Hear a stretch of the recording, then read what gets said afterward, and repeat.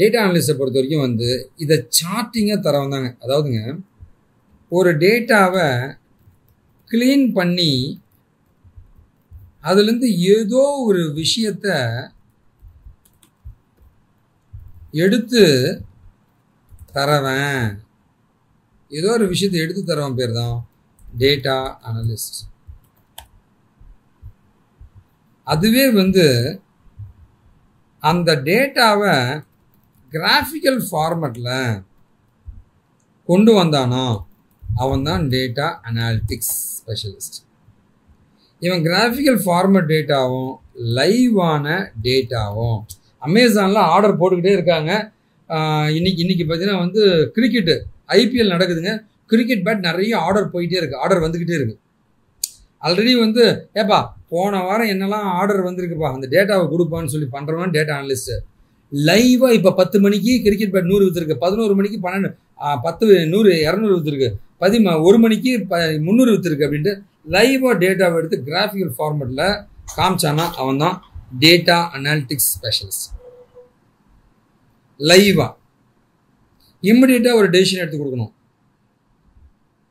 அடுத்த மாதம் வந்து லைக் எப்படி வியாபாரம் ஆகும்னு கண்டுபிடிச்சானா, இந்த ஃபியூச்சரை கண்டுபிடிச்சானா அவன் டேட்டா சயின்ஸ். இவ்வளோ தான் வித்தியாசம். சரிங்களா? ஓகேவா? டேட்டா அனலிஸ்ட்டு கிடைச்ச டேட்டாவை வச்சு க்ளீன் பண்ணி ஏதோ ஒரு இன்சைட்னு சொல்லுவாங்க, அதுக்கு பேர் இன்சைட்டை எடுத்து தரவன் வந்து டேட்டா அனலிஸ்ட். ஓகேவா? அந்த டேட்டா அனலிஸ்ட் கிராஃபிக்கல் ஃபார்மேட்டும் தரலாம், தப்பு கிடையாது. க்ளீன் பண்ணி இன்சைட்டை கண்டுபிடிச்சி கிராஃபிக்கல் ஃபார்மேட்டில் கொடுக்கும் டேட்டாவும் தரலாம், கிராஃபிக்கல் ஃபார்மேட்டும் கொடுத்தா டேட்டா அனலிஸ்ட்டுங்க.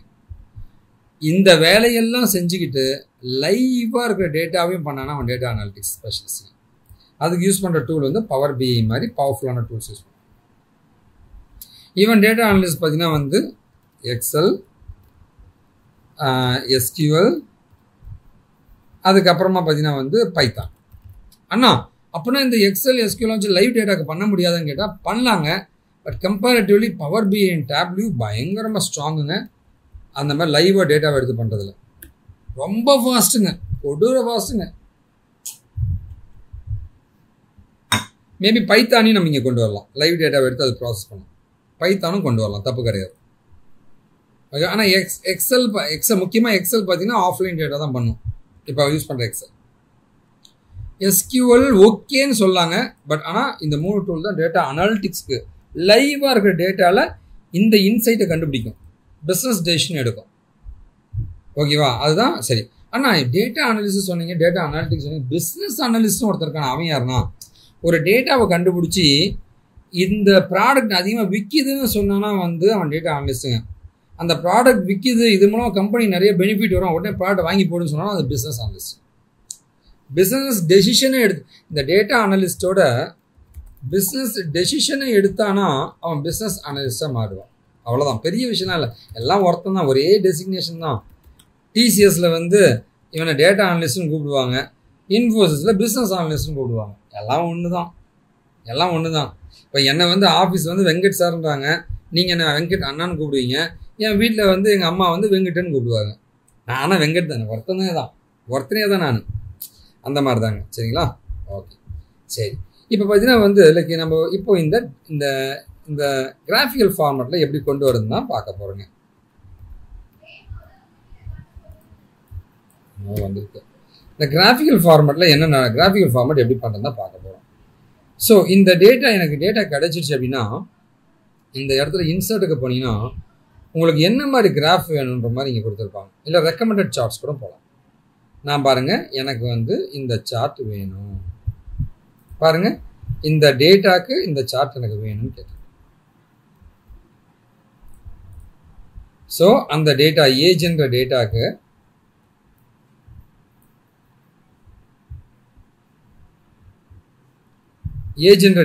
எனக்கு இந்த சார்ட் வேணும்னு கேட்டிருக்கேன்.